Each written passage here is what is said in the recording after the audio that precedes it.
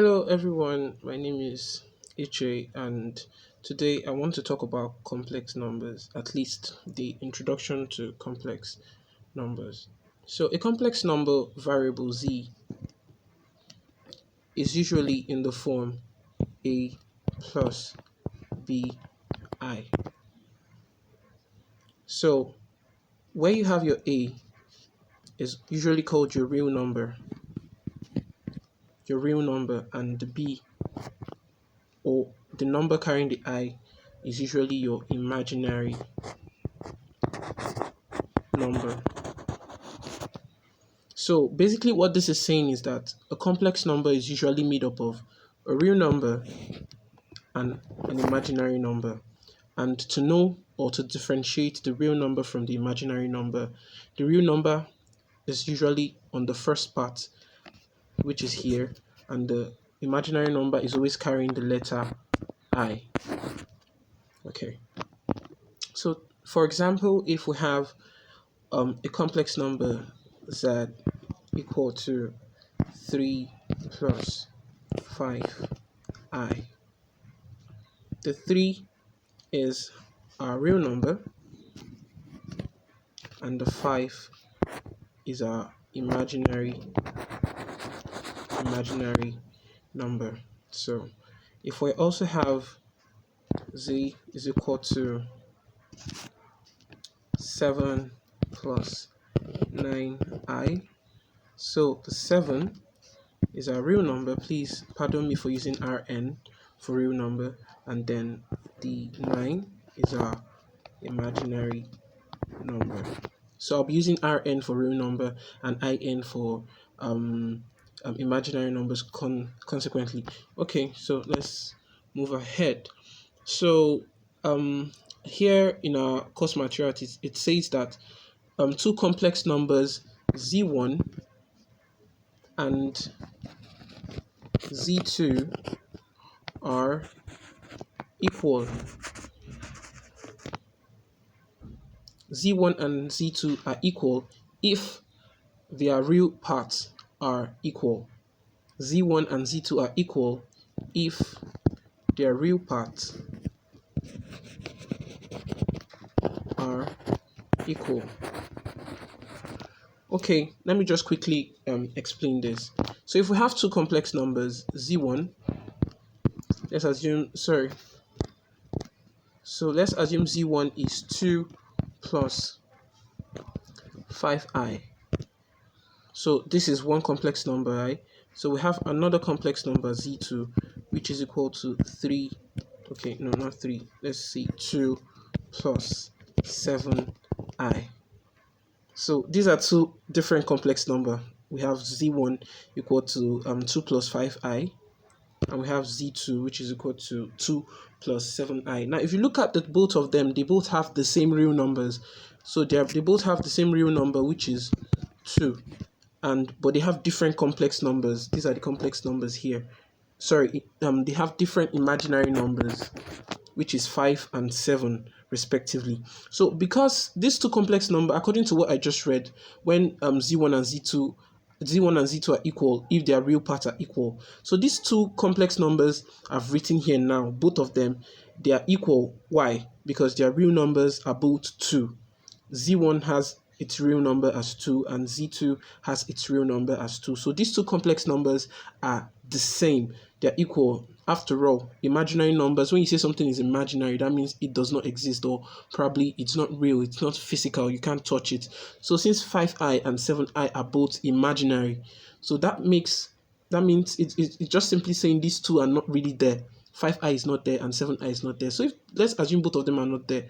So that means if Z1 is equal to 2 and Z2 is equal to 2, then that means Z1 is equal to 2 or Z1 is equal to Z2. So they're both equal. So that's just basically what they're telling you. So whenever you see, maybe they ask you, for example, they give you two complex numbers and you look at their real part and they have the same numbers as their real part, just know that those two complex numbers are the same. So that's just basically what that line is saying. So I'll do another example just for to drive home the point. So if I have a complex number, let's assume we have a complex number z3 is equal to 9, plus plus 5i, and we have another complex number z4 equal to 6 plus 5i.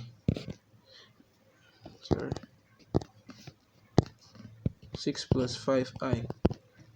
Now, let me ask the question, are these two complex numbers the same? Are they equal? So the answer is no, they're both not equal. And the reason is this: the real number in the first complex number is 9, and the real number in the second complex number is 6. And remember, the rule states that when two complex numbers have their real numbers to be the same, to be equal, then the complex numbers are equal. But in this situation, yeah, though the imaginary numbers they look as if they're the same, but still they're imaginary. But the real numbers, which is 9 and 6 respectively, are not the same. So therefore, Z3 is not equal to Z4. They are both not equal. So I'll draw another one. So if we have Z3 and Z4, and let's assume Z3 6 plus 7i, and Z4 is equal to 6 plus 10i. Now, these two complex numbers are equal, and the reason is because they both have the same real number. So do you understand it now? So I'll quickly just give an activity. I'll just give an activity, just one. So please, in the activity, I want you to pick the complex numbers that are equal. The complex numbers that are equal to each other. So you pick the pair that's equal. So let's see, we have we have Z1 equal to 3 plus 7i, and we have Z2 equal to 3 plus 6i. Then we have another pair. We have Z3 is equal to let's say 8 plus 2i, and Z4 is equal to 9 plus 3i. Then we have another one here, C. So we have Z1 equal to 4 plus 5i, and we have Z2 equal to 4 plus 10i. Then we have Z1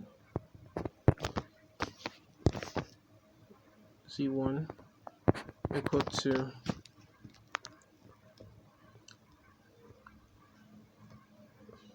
3 plus 7i, and we have Z2 equal to 4 plus 7i. So please do the activity, so I would know that so I will know those who are getting it and those who are not getting it, at least like a kind of follow-up. So please, from each of the pairs, so you have 4 pairs here, you have A, B, C, and D. Please you can do it in a sheet of paper and post the picture, or you can just type in the pairs that are correct. I think typing it will be better, because a lot of pictures, I don't want a lot of pictures on the group. It's going to cause a lot of traffic. So just pick out the pair that are equal to each other. Is it A? Is it B? Is it C? Or is it D? So thank you very much for that. So I think the next thing I'm going to talk about is the properties of imaginary numbers. So I'll be very fast here. Properties of imaginary numbers. So this is basically just talking about like the polynomial forms. I think this part, there's really not much to teach here. you just have to just learn it, because if I tell you now I want to start teaching you how to derive it, it's going to actually take a lot of time. So basically they're just telling you, maybe when you're solving, in the process of you solving, I'm still on page 76 of the course material, properties of imaginary numbers. So basically, maybe if you're solving your question and you come across maybe you have I square. So the property I square is equal to minus 1. We have I cube equal to minus I. Then we have I raised to power 4 is equal to 1. We have I raised to power 5 is equal to the square root of minus 1, and so on and so forth. You have I raised to power you can even have I raised to power 9, and so what this just simply means is this. So this is the activity. So you have to write the properties of this complex numbers of these imaginary numbers I've written on the blackboard. So for the first one, we have 12i square. So you write the answer. We have 6i cube, you write the answer. Then we have 4i raised to power 4, you write the answer. Then we have 9i raised to power 5, you write the answer. So I think, so my next class, or the next teaching I'll be taking, I'm going to be talking about the